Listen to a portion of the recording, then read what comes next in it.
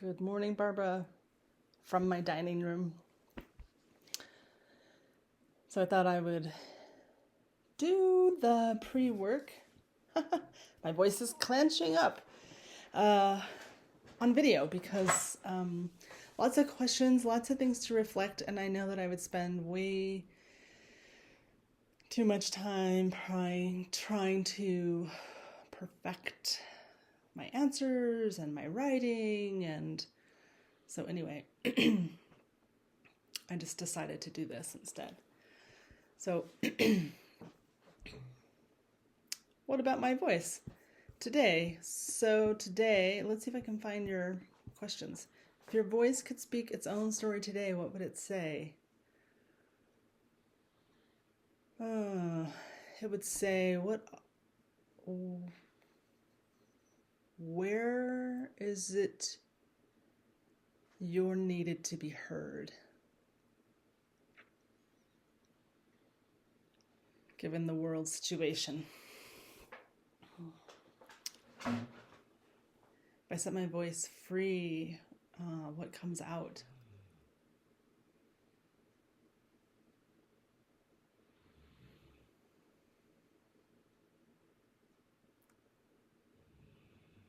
So it feels like there's two questions happening here. The truth of my voice is that when I try to speak my thoughts, I get stuck. And there's a whole lot of me, like there's voice and then there's Erin, and they don't seem to be together. So I feel like I don't have a very good relationship with voice sometimes. I have a lot of internal dialogue, writing that goes on in my life, poetry sometimes. Talk to the dogs a lot. My work is pretty quiet, being a massage therapist generally. And my partner's on his phone a lot, and we don't talk.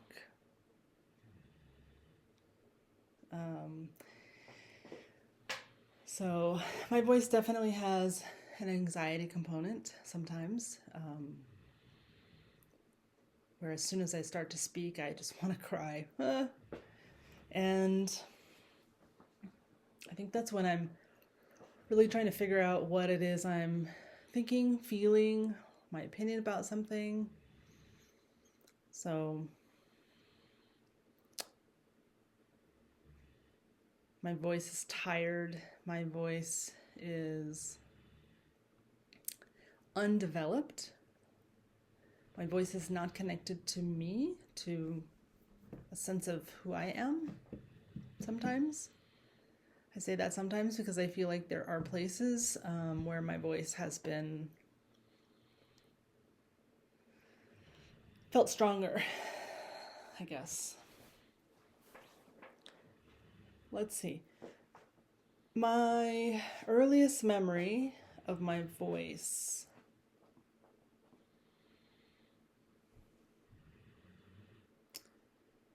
I really think of voice as an internal feeling, and most of my self-expression of feelings has been physical versus a vocal. So I cried a lot. I've always been a crier. Happy, cry. Sad, cry. Angry, cry. And my earliest memory of speaking, I really can't tap into that.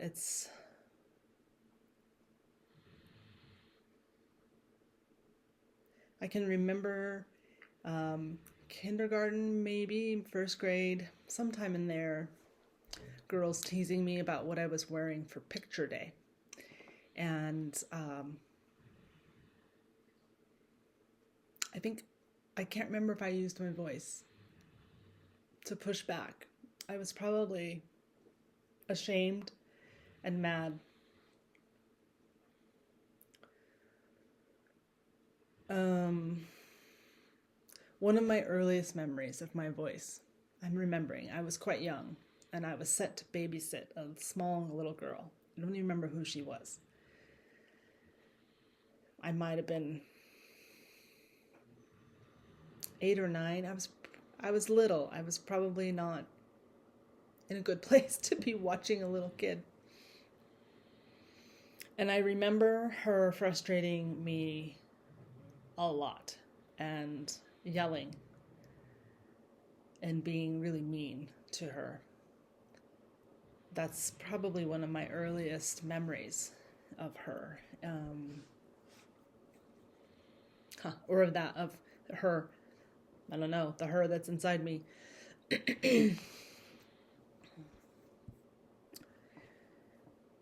And yeah, so that's singing. Probably sometime in grade school when I was meant to, when I wanted to be in the drama group. So I was an orphan in Little Orphan Annie. It's a hard knocks life for us. It's a hard knocks life for us. So on and so forth. I also absolutely adored West Side Story. My mom introduced me to all these dancing and singing movies when I was a kid. I loved to dance. And I tried to sing, and I just really thought my voice was kind of nasally. West Side Story. Oh, I want to be in America. Everything's free in America. And so I have strong memories of wanting to sing along. I can remember that it's all starting to flow. I was probably maybe 11 and was visiting my grandfather in Portland, Oregon. And my cousins and I, my 3 cousins, whose dad is Nicaraguan, we made up a show for my grandparents and our parents, and we wrote a song and we put a dance thing together and we performed it, and yeah, I could probably draw it up from my memory if I sat with it long enough. That's one of my earliest memories of singing. It was about performing.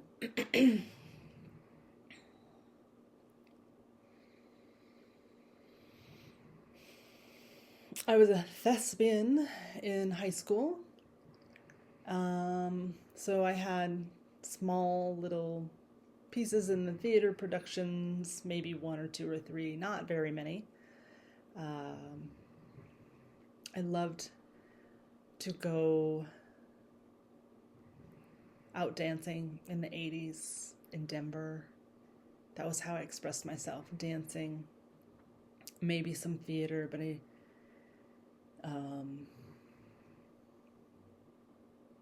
was also an athlete. I was a volleyball player, lacrosse player. So my physical body had been the whole body had been my way of expressing myself. Peak experiences, expressing myself, singing, speaking.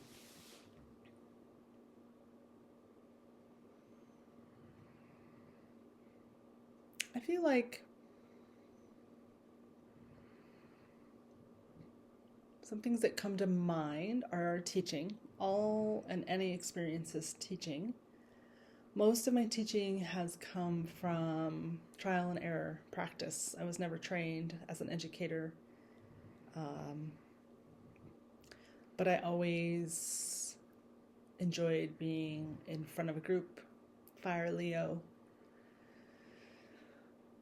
and performing, telling, teaching.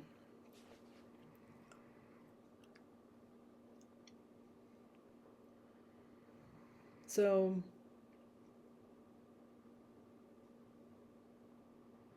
I think I've always had a fantasy of writing like the best spoken word piece and being heard. I feel like I want my writing to be heard It's so hard to get it out en masse, as you know, as an author.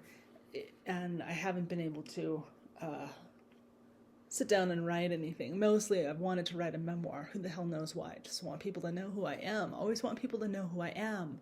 That's probably it. Oh, and I get teary-eyed thinking about that.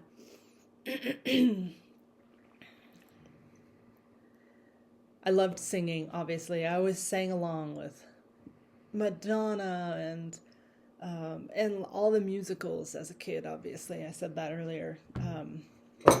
Chorus line. I think I probably had memorized the entire chorus line. Song. Can't think of the word. Songs. I had a little cassette tape probably. And I would play it over and over and over and sing along. Tits and ass, la da da da da da da, la da da da da da. That ain't it, kid. That ain't it, kid. Right. So, but peak experiences.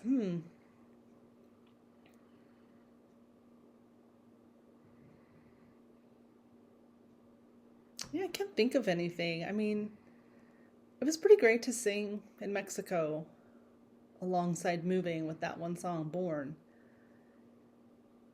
I took one class with my mom, singing for non-singers or something like that years ago.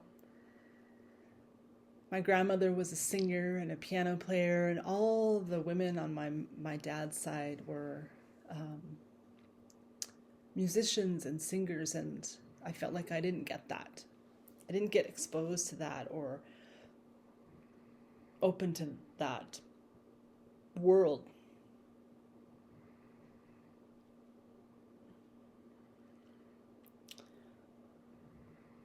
My world was much more of a physical one in the way of expressing oneself through the body.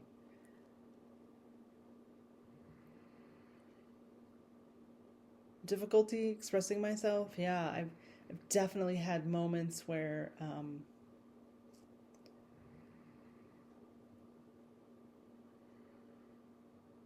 I can hear in my voice the anxiety in my voice, tightness in my chest, and feeling nervous. Difficulty expressing myself often in situations where there's like a different political point of view, and I just am so beside myself with disbelief that they don't agree with me, and I don't know how to make people agree with me. In fact, I don't know if you've ever watched Key and Peele. I think that's the name of these two black comedians. They had a show. And at one point, one of their skits, one of them is Obama. And, you know, Obama is very put together, sort of not much inflection in his voice, controlled and managed. And then the other character, the other comedian, Obama would say something, and then the other one would be his anger translator, and he would just riff, go off, cursing, yelling. And I'm remembering that when I was getting divorced, I would tell one of my girlfriends, who's now ghosted me, unfriended me. I don't know. She was pretty far down the conspiracy rabbit hole very early in March of 2020. But she was my best anger translator. She was so good at hearing what I would say and converting it into like this poetic. I mean, she was powerful with words and language. I was very envious of her. She could put together words and things that I would then like go home and type them down, and so that I could add them into an email to my ex-husband while we were negotiating our divorce. So that's difficulty expressing myself in relationships until I got with Jens. I mean, there's difficulty there, but I really don't have any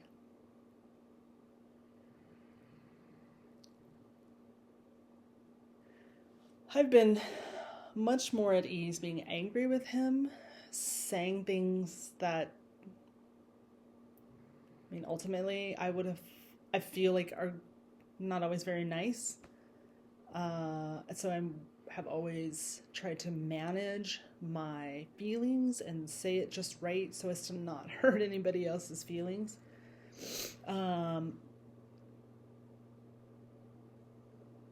But I can be pretty hard with Jens, and his English is really quite good, but I think there's sometimes a blip there.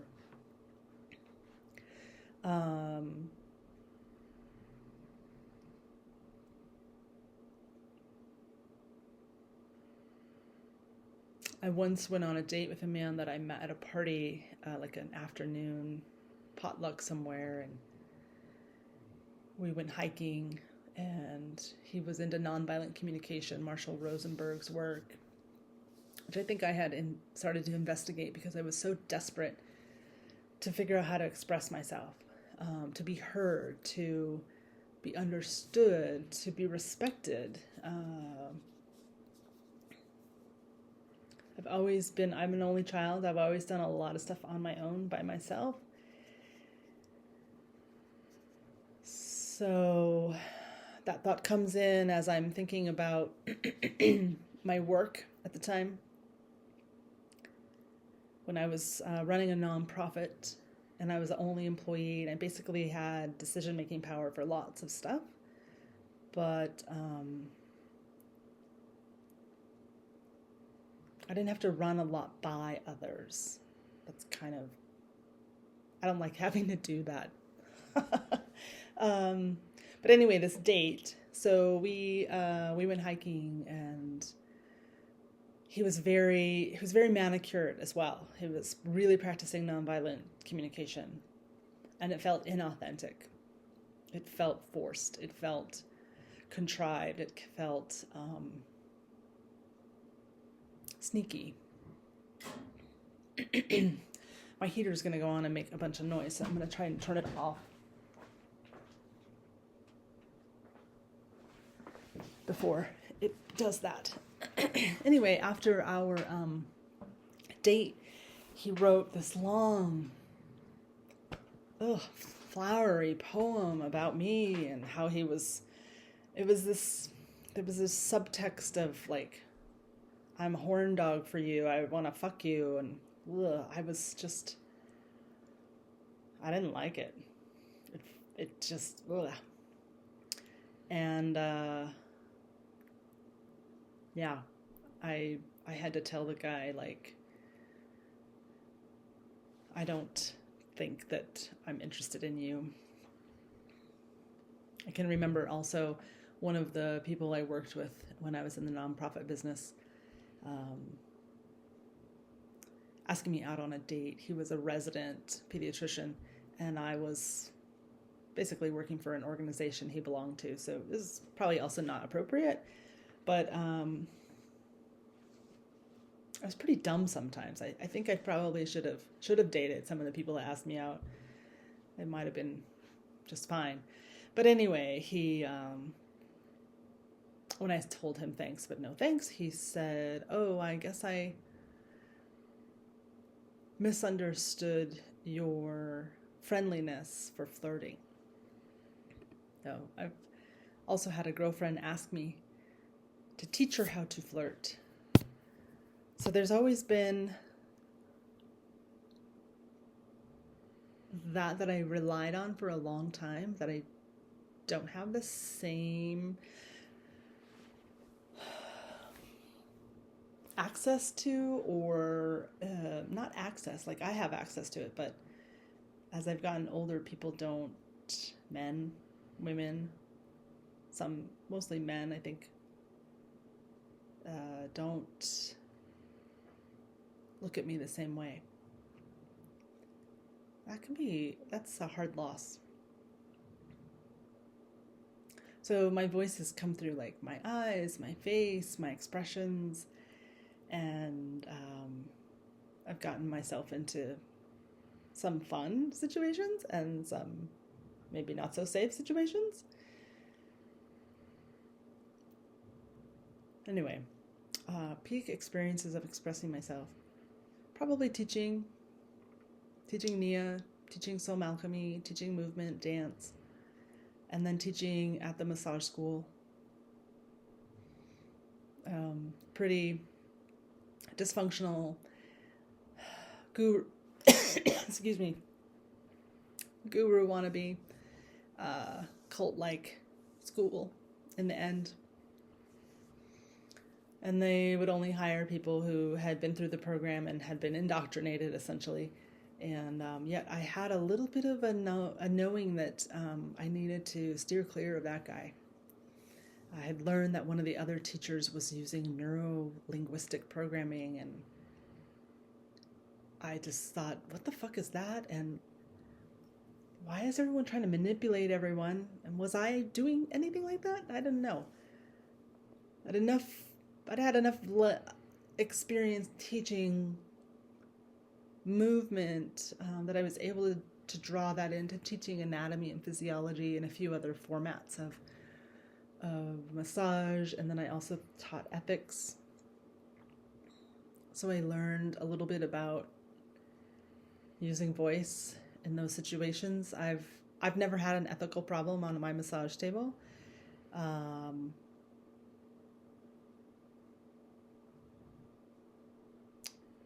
And I know a number of people who told me I said, like, this is my boundary, and their boundaries haven't gotten respected. Anyway, I'm wandering. I'm like, boo, all over the place. These are great questions.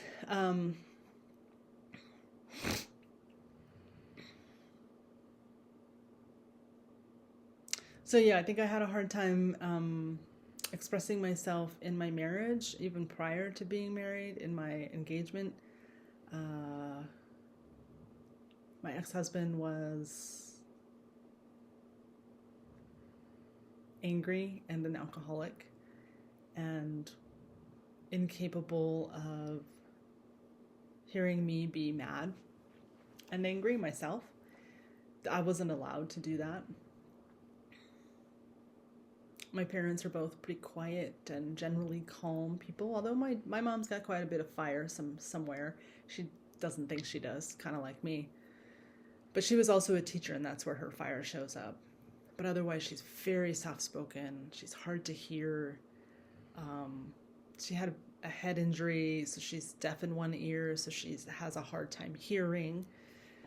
My dad is a very private, solo, probably on the spectrum, Asperger-y man who has always been seeking. There's a lot to say about him, but I've only heard him ever get angry like twice in my life, and once was in the car when someone almost hit us in the vehicle. And he blew up in a way that I had no expectation about. It was wild. Difficulty expressing myself anytime I've traveled in a foreign country, and I absolutely adore that. I love trying to learn and learned French, done a little German, very little Greek, but I have noticed the last times I've been in Germany visiting Jens's family, how fascinating it is to watch him communicate in German. He's super sexy in his native language. Like, he's sexy anyway sometimes, but his capacity to be himself is so different. And my capacity to be myself is so different. Like, I can't be who I am. I feel like I might have told this story in Mexico. I can't be who I am fully because I don't have the language skills, and there's really not a place for the physical expression. Like, I really feel like I tap into who I am when I'm moving. So I can remember coming back from a 3-week trip to Germany where it was cold, it was winter, so it was kind of like already kind of stunted, like movement was still. Um, and realizing how much was pent up. And yeah, that was really poignant realization. Have people put any blessings on my voice? Who were they? What did they say? The only strong memory I have of something like that was I was teaching a NIA class at the time, pretty large group, and someone came in late, a woman who I had not met yet, but she was arriving to come to class, and after class, I think, or maybe a couple classes later, she confessed that when she walked in and heard my voice, she was like, "Oh, I want to stay for sure and take this woman's class." And I was so flattered and kind of like, "Oh, thanks." And I had no idea that anyone had that experience with my voice. So that was nice. Curses on my voice? Probably. You know, friends that have unfriended me since the pandemic. I've used text messaging more than calling. I'm terrible about conflict, and I don't like it. I don't like it with my friends. I'm really okay with it with Jens for some reason. He just will allow me to be mad, and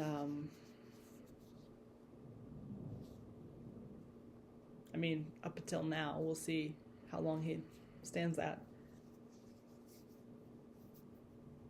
But like, I had a girlfriend who stopped responding to my messages, and I texted her like, "Hey, what happened? Are we okay? Can we talk?" No response, no response. And I've been told I'm intimidating, which surprises me because I feel like I'm trying really hard to be nice and kind and appropriate and aware of all the blah blah blah. So I work really hard at that, and yet come across as intimidating. What you gonna do? So curses on my voice. The only cursing I when I process that question, I feel like I immediately think of my stepdad and just the way he interacted with me. He never spoke to me. He never talked to me. He never asked me questions. He never wanted to know who I was. And we'd be in the kitchen and I would be standing in front of a drawer that he needed to get into, and he would say, "Watch out." Sometimes my partner does that now still, and I'm about to punch him in the face. I couldn't understand why he couldn't just say, "Excuse me." And one time, out of the blue, he turned and grabbed me. This was my stepdad at the time, and kissed me. And I was stunned. It was not okay.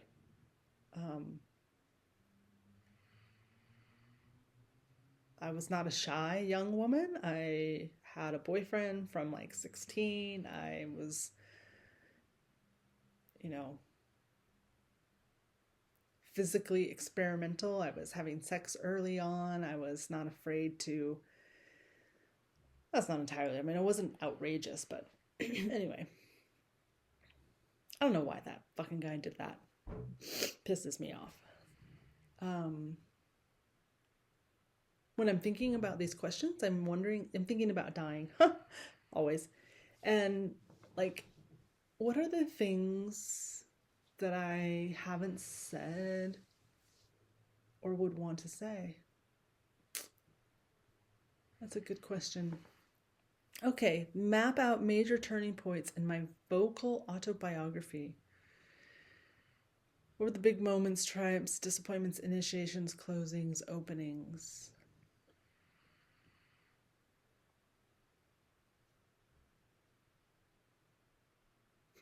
I don't know how to answer that question. I may already have to some extent. Um, Anytime I've traveled, speaking and voice and language has been kind of a fun game to explore. I definitely have had moments where I'm not as expressive because I don't have the language skills. And I remember when I was living in Ireland in 1993. Yeah, I was there for about 3 weeks in this January. I was there for 6 months, but after about 3 weeks, um, I could not stand the sound of my own voice amongst all the Irish people. And I felt like I stood out. I felt like I had this deep voice. I never had that, like, that's high pitched sort of vocal fry, girl voice. I never had that girl voice that pierces, and I didn't understand that voice, but I also didn't have an Irish brogue until I started to practice my Irish brogue. So I couldn't stand the sound of my own voice, so I started to just practice sounding like the Irish people around me. So that's what I started to do, and even though if I came across a bit of a fraud, meh, it's I felt better about myself when I could fit in. Um, so yeah, that's me. Turning points of my autobiography vocal have probably to do with starting to teach, putting on a microphone.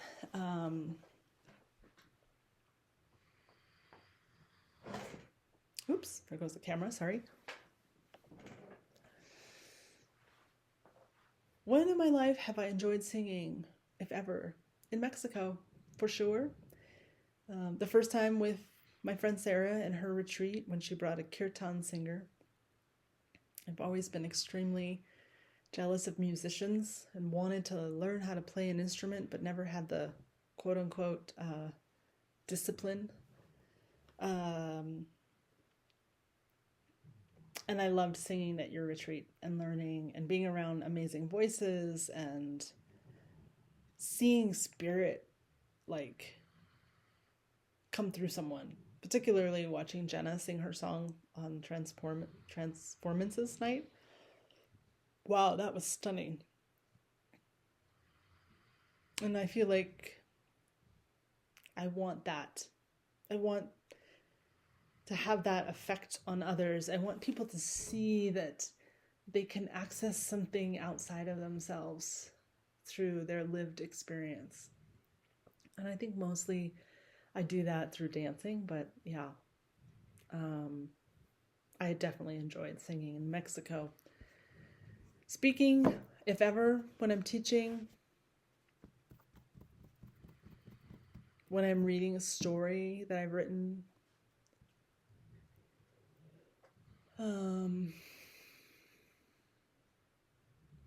I have this really tiny, tiny baby job as a standardized patient, which is basically a medical actor. And I get to be a character who's like, at the hospital clinic for some reason. And there's a bunch of actors there. Some of them are more, heavily into the local acting theater scene than others, but I really enjoy storytelling with talking to them and, shooting the shit. It's a lot of energy out. I need a lot of recovery time, but I really enjoy that. Telling stories. I love to tell stories. Anyway, when you think of your voice set free, what images, dreams, or happy thoughts occur?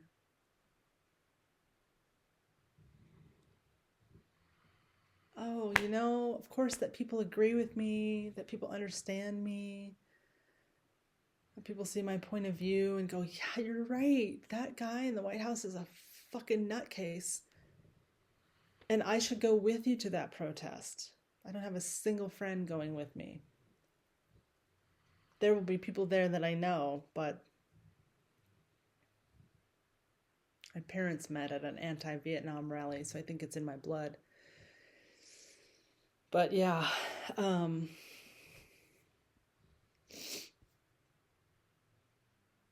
when I think of my voice set free, I think of all women's voices set free.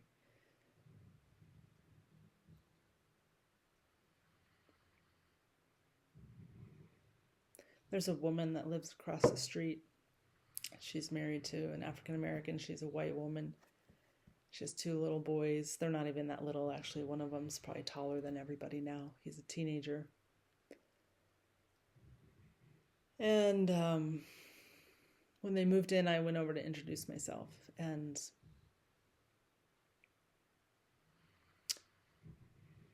it's not a good scene over there. She's full of rage and screams bloody murder at those three men and young boys, the three males in her house all the time. And there's a part of me that totally gets it, because I feel that rage towards Jens sometimes, and I rage at him. But it's also so terrifying to hear someone so unhinged, and that the unhinge for her has given her no power, no answers, no change, no access to change, So it sort of feels like no matter what we do, change is so hard to come by. And I'm very happy. How does my voice reflect my gifts and talents, wounds and doubts? Well, wounds and doubts definitely are there. I don't have a voice because of wounds and doubts. God, I fantasize about singing just the right story about me, to be heard, to be known. There's this really strong desire to be heard and known. And there's a lot of internal pushback of you don't deserve that. You're not worthy. Who cares? How arrogant. I was always sort of looked at as a snob, right? Leos are snobs. Only children are snobs. Yeah, so you can hear where the wounds and doubts come through. Gifts and talents. Yeah. I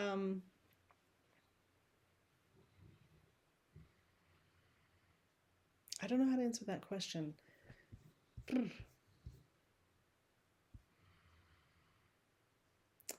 So you say, what is the story about my voice? You ask that. And the story about my voice is that it's still waiting to be heard fully. Ironic how appropriately you've named your program. And I think my voice wants to be more external and boundaried and clear and honest and kind. I'm trying to figure out how to balance those things. I've had a moment, I can remember in class, teaching a year and a half or so ago, and a woman who's kind of an odd woman. She's judging her. She was just different from everybody else. She had a head injury, brought a water bottle, and she put it on the wood floor where we're not allowed to leave water bottles. So I asked her to move it, and she put it on top of this large air purifier that I purchased at the studio during the pandemic. And I asked her to not put it there, and she pushed back. She argued with me, which I was kind of like, who the fuck are you? And she said, well, who's gonna know? And I held my ground with her. I have not had that kind of issue in a group facilitation setting very often. Um, but it happens. It happens from time to time. So I'd like to feel stronger. I would like the story of my voice to evolve to be a um, more initially clear, firm, kind. And part of that is about figuring out my own edges while also being flexible to other people's processes. It's a really big challenge. It feels like a great life challenge, you know? Anyway, qualities that I appreciate about my voice. That I appreciate. That's a good question. I think my voice is warm, it's expressive,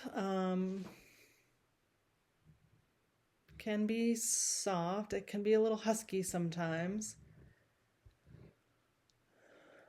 I don't necessarily appreciate the low, soft, or gentle parts of it because I feel like I'm constantly hearing from people, what? Especially my partners. My ex husband was the same. Huh? But I also think those people aren't listening. But I do know that I sort of can sometimes quiet, bring it more internal and kind of saying things out loud to myself in sometimes a passive aggressive kind of way. Can you imagine? Um, yeah, so I think I appreciate expressiveness a lot. That's what I can think of. What qualities hinder my voice? Haha. I think it's a little nasal. I had my nose broken years ago. I get tired talking. I'm a mouth breather, or I've been told I'm a mouth breather. So breathing and speaking and singing and is something I practice. I need to learn how to do better. I think that it's a little soft and maybe a little low. I'm often told that I'm inaudible unless I have a microphone on.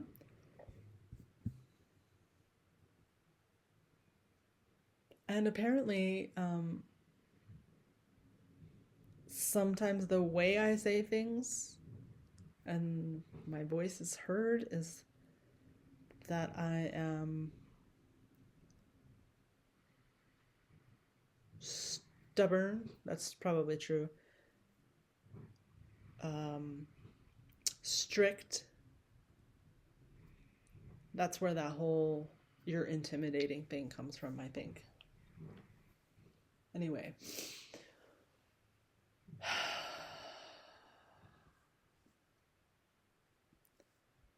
So, what have people told me about my voice at different times? Have they changed? What did I do as a result? I mean, my partners have continually told me that they can't hear me.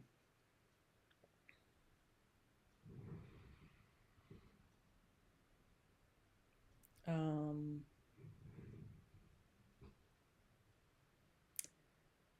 I feel like I don't hear a lot of feedback about my voice.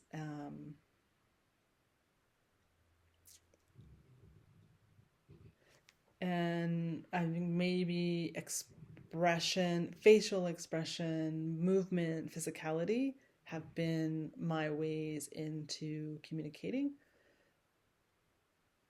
in a way that my voice hasn't been as honed.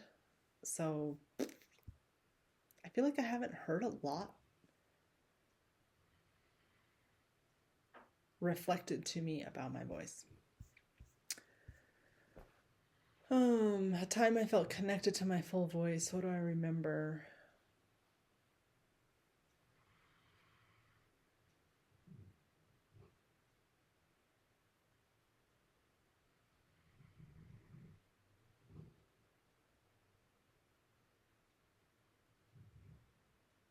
I guess I need to understand more what that means. Like, what does full voice mean? Because there's parts, right? There's like the big, fiery, angry voice that has been quiet for a long time, but she's allowed, like after I turned 50 or something, I was like, fuck this. So there's probably some of that going on, not trying to please people in the same way.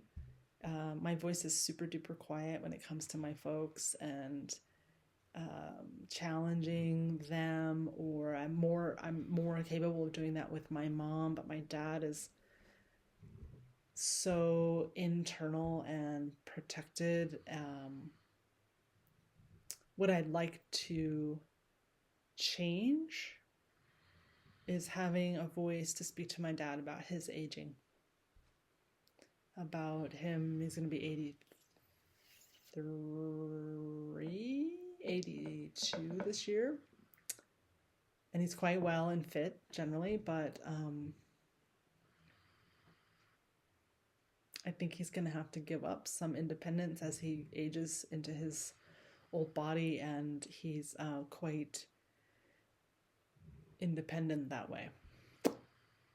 So when a time I felt very connected, I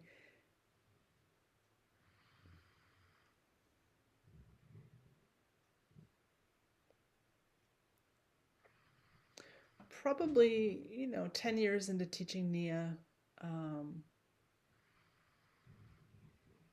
when I could just put together a playlist of songs that I've never even heard and go teach and use the tools that I've earned and learned, and have a great class. That's probably when I felt most connected. When I wanted to access my full voice, definitely around my parents, around my girlfriends.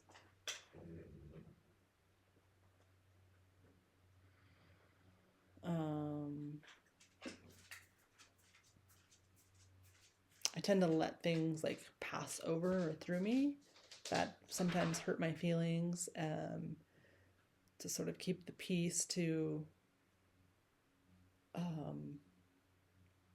not push back. Ooh, boy, now my head is tired from talking. My jaw.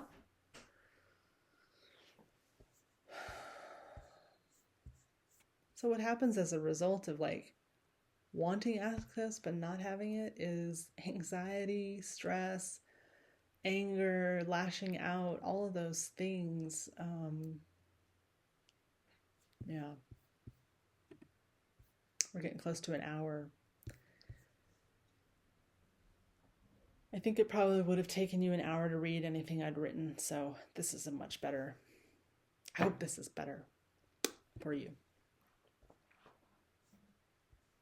If I had access to my full voice, what would be different about my life, my work, my relationships?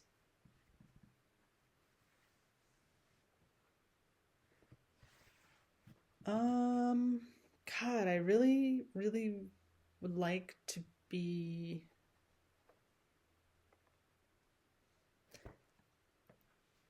I would love for my full voice to be able to tell me all about my whole self.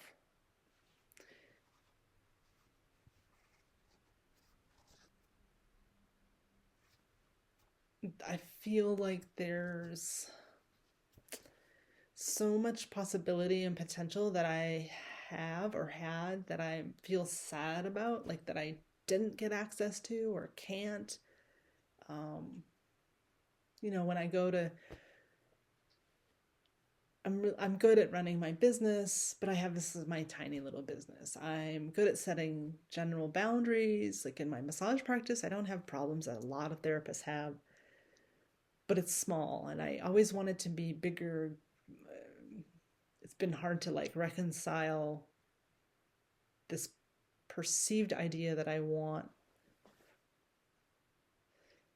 to be seen bigger by a bigger, scope of people, because I think I have something to offer. I don't know.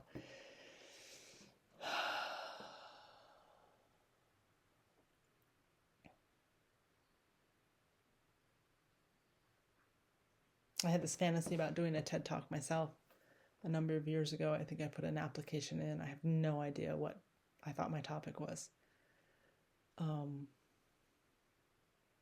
But I guess I have a little bit of that, that Leo fire, want to be a star, want to be seen and appreciated, but I don't want to be responsible for being, you know, I already take on enough responsibility hosting my dialogues, and people come to me for information all the time and experience. Yeah, I don't know. I'm hoping that my connection to who I am can become more clear and how I want the rest of my life to unfold. Even in the face of fucking authoritarianism and fascist government. No better time, right?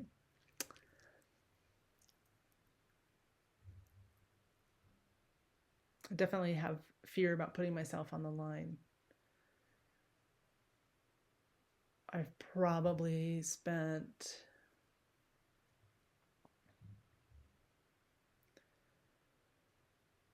more time avoiding problems and people pleasing in my life to avoid conflict, to avoid holding my own self to account. So yeah, we'll see. We'll see. Well, I appreciate this time to reflect and to reflect out loud. Sort of free thought, free speak.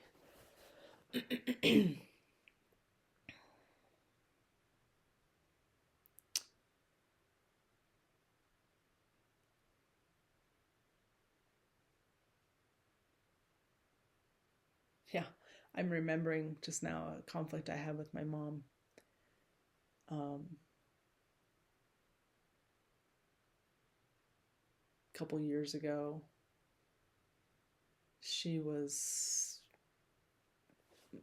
My grandmother's going to be 95 this year, and she's a tough cookie. She's stubborn, opinionated,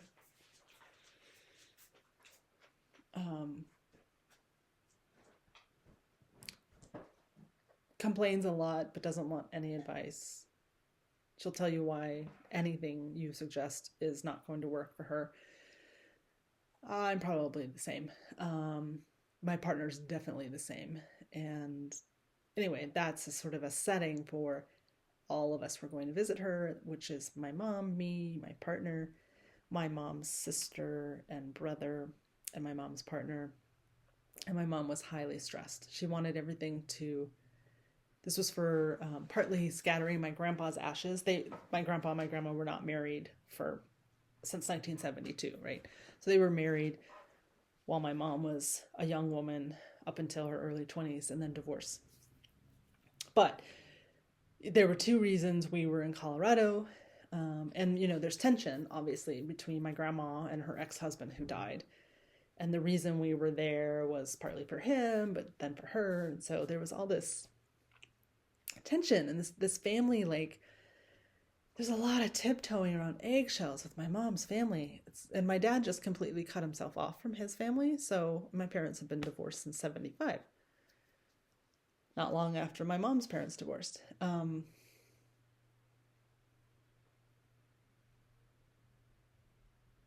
So there's a lot of massaging situations with this sort of some passivity, and my mom had tried to preempt any conflict with a long email.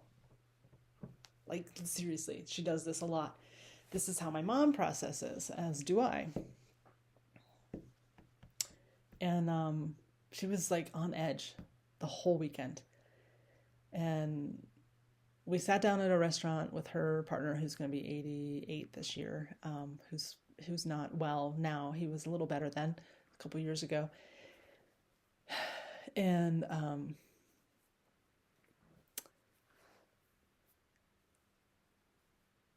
all of my mom, I'm just like remembering too, like all of my mom's side, they're all writers, including me. So my grandmother has told her story through writing. That's a bit of an aside, but something I was thinking about.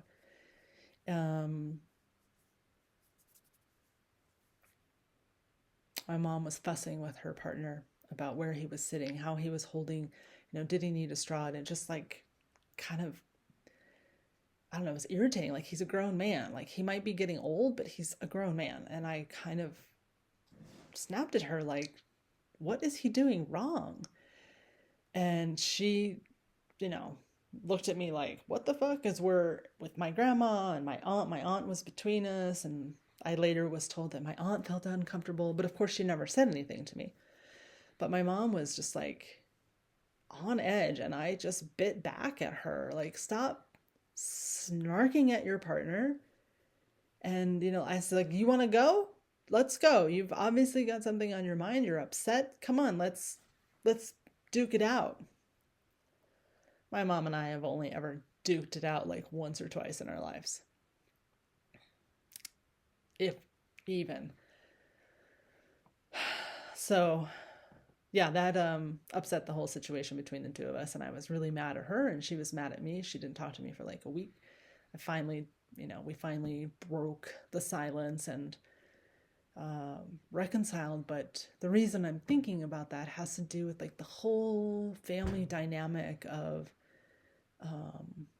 no one ever wants to make a decision because they're afraid to make anyone upset and say the wrong thing, or everyone's going to go along with the ride, or they do things like, I'm just going on my own. I'm going to abandon, this cooperative, maybe collective group effort to go on my own. I've definitely done that most of my life.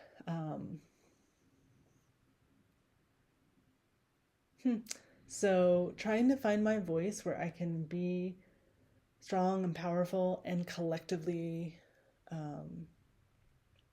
effective, it seems like the best, the thing that's needed these days. Excuse me. Anyway, that's my story and I'm sticking to it, as they say. We're looking at almost exactly 58 minutes. Thank you for joining me here in my dining room, in my lovely kitchen that my amazing partner helped me build out. Even if he's a pain in the ass, he's still pretty handy. And yeah. Thanks, Barbara. It's really nice to talk to you. And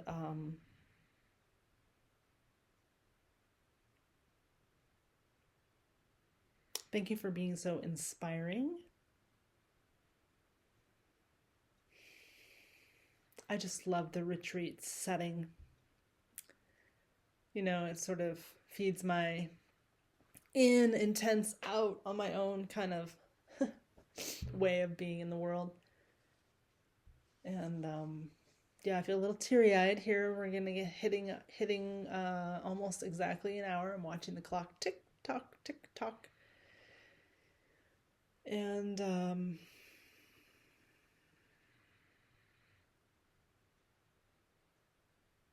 I think overall in my life, what I would like to do would be to feel like I can trust other people to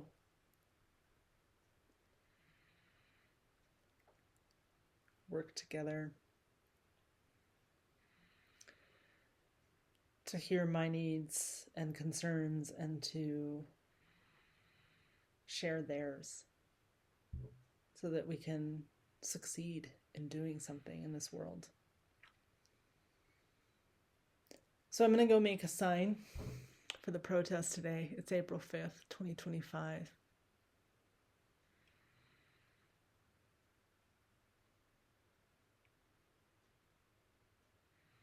I think it's going to say, I'd rather be walking my dogs. We'll see. Bye.